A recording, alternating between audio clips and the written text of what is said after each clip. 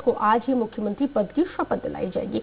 बताया जाता है कि दोपहर 4 बजे तीरथ सिंह रावत राजभवन में मुख्यमंत्री पद की शपथ ग्रहण करेंगे। बीजेपी दफ्तर में विधायक दल की जो बैठक हुई, आपको बता दें कि उत्तराखंड में नए मुख्यमंत्री के चुनाव के लिए देहरादून में आज सुबह 10 बजे विधायक दल की बैठक बुलाई गई थी और इस बैठक में विधायकों के साथ उत्तराखंड में बीजेपी के सभी सांसद भी मौजूद थे। इसके अलावा बैठक में पर्यवेक्षक के रूप में भारतीय जनता पार्टी से नेता और छत्तीसगढ़ के पूर्व मुख्यमंत्री डॉक्टर रमन सिंह और बीजेपी प्रदेश प्रभारी दुष्यंत कुमार गौतम भी मौजूद थे।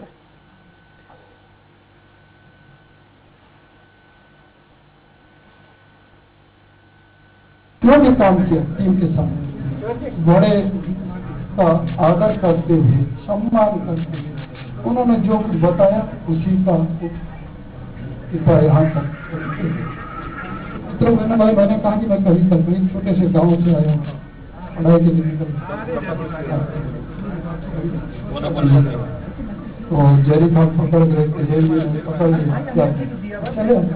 तो ऐसा हमारा इस तरह का जीवन, इस तरह का एक दूसरे में दिल्ली से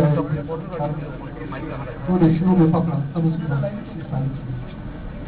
तो कुल मिलाकर के आज भी मैं कह सकता हूँ कि जो बड़ों ने जो दायित्व दिया, जो जिम्मे किया, वो मैंने निभाया और आज भी आपके आशीर्वाद से मैं यही प्रयास करूंगा कि मैं उसको बखूबी निभाऊंगा आपके साथ साथ।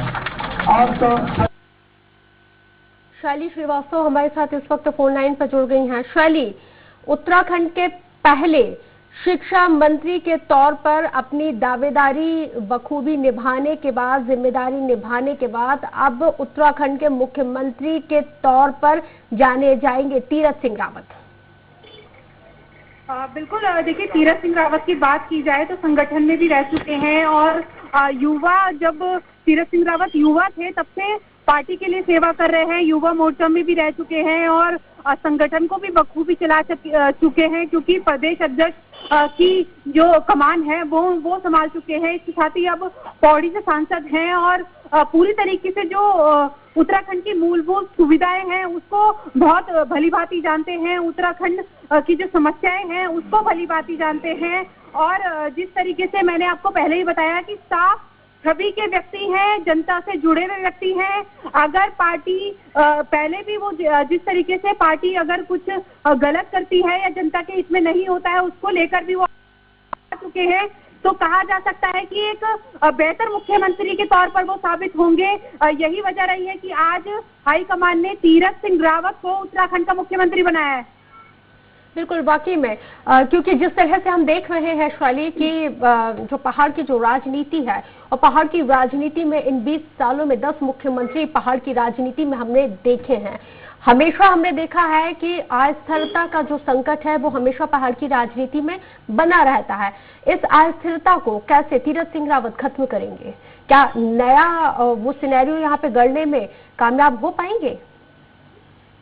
बिल्कुल रश्क, देखिए चुनौती बहुत है क्योंकि जिस तरीके से अभी एनडी तिवारी के बाद कोई भी मुख्यमंत्री अपना 5 साल का कार्यकाल पूरा नहीं कर पाए और जैसा कि जो त्रिवेंद्र सिंह रावत थे अब उनको 18 मार्च को 4 साल पूरे होने जा रहे थे, लेकिन उससे पहले ही उनको अपनी कुर्सी गंवानी पड़ी और अपने मुख्यमंत्री पद से इस्तीफा देना पड़ा। तो कहीं ना कहीं तीरथ सिंह रावत के सामने भी बहुत है क्योंकि समय कम है और चुनावी साल है और अभी उनके सामने काफी चुनौतियां हैं क्योंकि विपक्ष भी साफ तौर पर सामने खड़ा है, कांग्रेस जैसी पार्टी सामने खड़ी है और अब जिस तरीके से आम आदमी पार्टी का आगाज भी उत्तराखंड में हो गया है तो उनके सामने चुनौतियां बहुत है। अब देखना यही होगा कि तीरथ सिंह रावत जो कि अपना प्रदेश अध्यक्ष का कार्यकाल बहुत अच्छे से बखूबी निभा चुके हैं, इसके साथ ही संगठन को बहुत अच्छे से संभाल चुके हैं और अब जिस तरीके से पौड़ी सांसद है उसकी भूमिका में भी वो अच्छे से अपने जो कार्य है उसका वहन कर रहे थे। अब बतौर मुख्यमंत्री वो प्रदेश को किस तरह से संभालेंगे, इन चुनौतियों से कैसे पार पाएंगे, ये अब देखना होगा। बिल्कुल, एक स्टेटमेंट त्रिवेंद्र सिंह रावत, पूर्व मुख्यमंत्री त्रिवेंद्र सिंह रावत का बेहद सुर्खियों में रहा। उन्होंने जब मीडिया से मुखातिब हुए शैली तो उन्होंने कहा कि जिस तरह से पहले जब मुख्यमंत्री पद की शपथ बतौर जब राज्य 2000 में अलग हुआ था और पहला मुख्यमंत्री का शपथ ग्रहण समारोह हुआ था वो गलत नक्षत्र में हुआ था, जिसकी वजह से उत्तराखंड की सियासत में, उत्तराखंड की राजनीति में हमेशा अस्थिरता बनी रहती है। इस बयान के क्या मायने निकाले जाएं फिर? देखिए रश्क, उत्तराखंड की राजनीति से जुड़ी मैं बात करूं तो उत्तराखंड की राजनीति के लिए कई मिथक पहले से ही चले आ रहे हैं। जब से राज्य का गठन हुआ है उसके बाद से लगातार उत्तराखंड की राजनीति के लिए कई मिथक चले आ रहे हैं। मिथक ये भी है कि प्रदेश में नहीं टिक पाता है। खासकर अगर बीजेपी की बात करें तो बीजेपी के किसी भी मुख्यमंत्री ने अपना कार्यकाल पूरा नहीं करा है, ये मिथक पहले से चला आ रहा है। वहीं अगर बात की जाए जिस तरीके से सीएम आवास में मुख्यमंत्री त्रिवेंद्र सिंह रावत रह रहे थे बतौर सीएम, तो उसके लिए भी ये मिथक है कि वहां पर कोई सीएम आवास में कोई मुख्यमंत्री रहता है तो वो अपना कार्यकाल पूरा नहीं कर पाता है। तो इस तरीके की कई मिथक पहले से ही उत्तराखंड की राजनीति में चले आ रहे हैं। और अब जिस तरीके से जो मुख्यमंत्री त्रिवेंद्र सिंह रावत है, जब वो सीएम आवास में बतौर मुख्यमंत्री शिफ्ट हुए थे तो उन्होंने काफी पूजा पाठ उस दौरान कराई थी, क्योंकि कई मिथक सीएम आवास से जुड़े हुए हैं। लेकिन अब जिस तरीके से उनको भी अपनी कुर्सी गंवानी पड़ी है, तो कहा जा सकता है कि जो इन 20 सालों में उत्तराखंड की राजनीति के लिए जो मिथक कहे जाते हैं या चले आ रहे हैं, वो कहीं ना कहीं इस बार भी सिद्ध हो गया है। बहुत शुक्रिया शाली, तमाम जानकारी के लिए। अपने दर्शकों को बता दें कि तीरथ सिंह रावत उत्तराखंड के नए मुख्यमंत्री होंगे। भारतीय जनता पार्टी विधायक दल की बैठक में तीरथ सिंह रावत को नेता चुन लिया गया और तीरथ सिंह रावत की गिनती बीजेपी के उन तमाम बड़े नेताओं में होती है जो गढ़वाल से ये सांसद के साथ ही बीजेपी के राष्ट्रीय सचिव भी हैं। 2019 में हिमाचल प्रदेश के चुनाव प्रभारी इनको बनाया गया था।